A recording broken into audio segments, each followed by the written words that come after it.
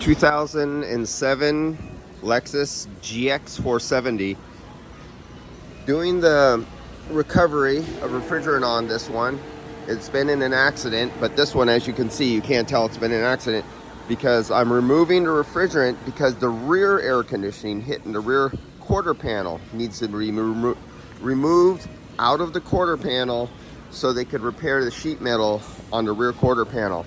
And as you can see here, I got the refrigerant recovered down to 1500 microns, so I'm way more than what is recommended by the EPA. So on this one here, the little bit of sheet metal damage, this little bend, this hit up here, part of this sheet metal and quarter panel are going to be replaced, and the evaporator is located right behind, right here. So they're taking it apart on the inside. This all comes out. So before the technician works on it and takes it before, I try to, when it's in an operating condition, I run the vehicle and I confirm the AC works, the heater works in the back. And as you see on this one, you have the vents up here. You have a vent right here and a vent over there. And I'm confirming that they are, all four are in operation prior to the technician taking it apart, because after the technician puts it back together and delivers it to the customer, again, I have to make sure all vents are working, the heater works, and the air conditioning works for the body shop that I'm working on. So when they deliver it to the customer, it's working and they don't get a comeback or a complaint. My job is just not recovering the refrigerant for a body shop, take my money and go. I literally have to check out the system when it's running. In this case, it's a running system. I do a pre-diagnosis prior to delivering the vehicle, after doing a, man, my goddamn radio in the background's distracting the hell out of me. Doing a recharge later on. And as we can see here, the system has decayed back to 11, negative 11 on the pressure after performing recovery. Remember, it was in 1500 microns. Now it's negative 10. This is the leftover refrigerant that is buried down in the oil and it's evaporating out. That's what that is. I think I have the heat on right now, running through the coils and defrost. So let's put it in cooling. Yeah, this is nice and hot, like 100 degrees coming out the dash. So let's go back to climate. Temp high, got it nice and hot inside here because it's only like 48 degrees outside. So let's put it on cooling, come on, cooling climate.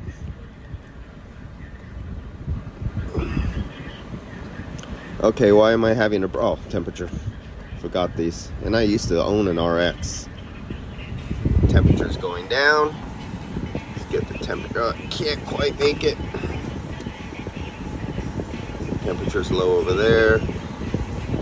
Temperature's low over there. And we went out of climate. Come on. Now we're coming out cold. We have in the rear, that was cold.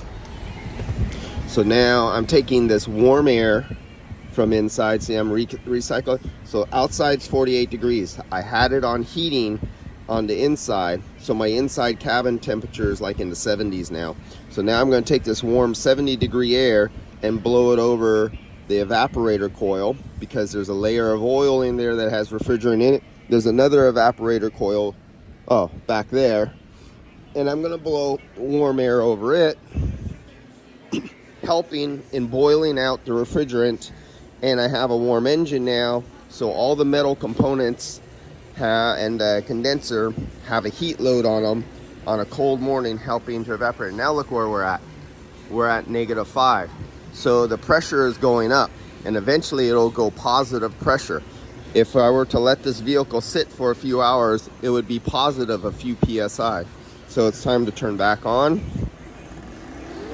the recovery unit and recover refrigerant out of there, and get ready to throw some dry nitrogen in there once it's past its refrigerant decay test.